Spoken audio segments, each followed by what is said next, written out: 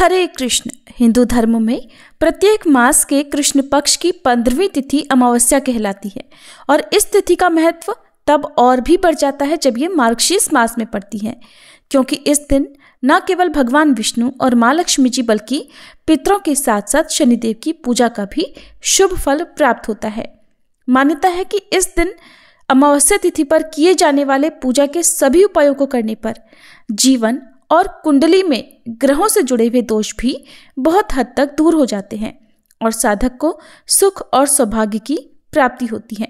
आइए जानते हैं अमावस्या के दिन किए जाने वाले देवी देवताओं, नवग्रहों और पितरों से जुड़े पूजा के अचूक उपायों के बारे में। उससे पहले जानते हैं इस बार की अमावस्या तिथि और रहने वाले शुभ मुहूर्तों के बारे में। इस बार अगहन महीने की अमावस्या का व्रत 19 नवंबर दिन बुधवार को रखा जाएगा। वहीं अमावस्या का स्नान दान 20 नवंबर गुरुवार को किया जाएगा, क्योंकि अमावस्या तिथि इस बार 2 दिन पड़ रही है और अमावस्या तिथि 19 नवंबर बुधवार को सुबह 9:44 से लग रही है। अमावस्या तिथि समाप्त होगी 20 नवंबर गुरुवार को दोपहर 12:16 पर।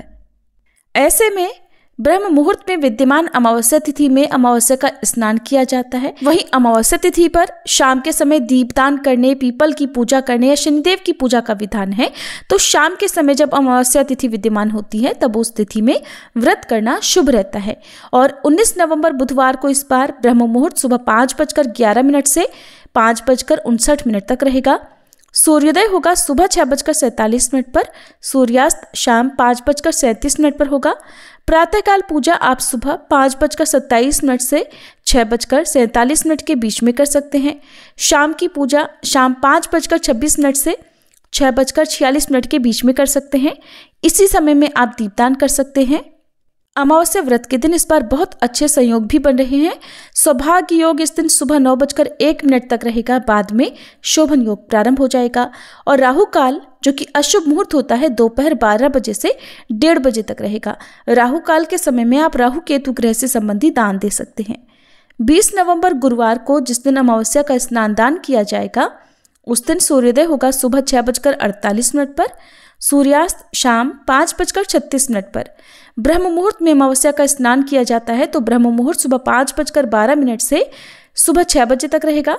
प्रातःकाल पूजा आप सुबह 5:28 से 6:48 के बीच में कर सकते हैं और इस दिन शोभन योग सुबह 9:53 तक रहेगा। अभिजीत मुहूर्त सुबह 11:50 से दोपहर 12:34 तक रहेगा। अभिजीत मुहूर्त में किया गया दान सफल होता है तो अभिजीत मुहूर्त में आप दान दे सकते हैं। पितरों की पूजा अमावस्या तिथि पर की जाती है तो सुबह 11:30 बजे से लेकर दोपहर 12:30 बजे के बीच में आप पितरों के निमित्त श्राद्ध, पिंडदान आदि कार्य कर सकते हैं। और जो लोग भी बुधवार के दिन पितरों की पूजा करना चाहते हो वो सुबह 11 बजे से लेकर 11:50 के बीच में पितरों की पूजा कर सकते हैं, क्योंकि इसके बाद राहु काल प्रारंभ हो जाएगा और राहु काल दोपहर 1:30 बजे से 3 बजे तक रहेगा। 19 नवंबर को भी आप पितरों की पूजा कर सकते हैं, जिसका समय सुबह 11 बजे से लेकर 11:45 तक रहेगा। पितृ दोष निवारण के लिए या फिर पितरों की कृपा पाने के लिए इस दिन किसी जल तीर्थ जैसे गंगा जी आदि में स्नान करना चाहिए। अगर गंगा जी आदि में ना जा पाए तो घर में ही नहाने के पानी में गंगा जल मिलाकर फिर स्नान करें। इसके बाद सूर्य नारायण को अर्घ्य दें, फिर भगवान श्री कृष्ण और भगवान विष्णु का पूजन करें। इसके बाद पितरों के लिए पिंडदान या तर्पण करें और अमावस्या के दिन गाय और कुत्ते को रोटी और चींटी के लिए आटा और शक्कर मिलाकर डालने से भी पितरों का आशीर्वाद मिलता है। अगर संभव हो तो इस दिन आप किसी जरूरतमंद व्यक्ति को अन्न, धन या फिर दक्षिणा आदि का दान कर सकते हैं।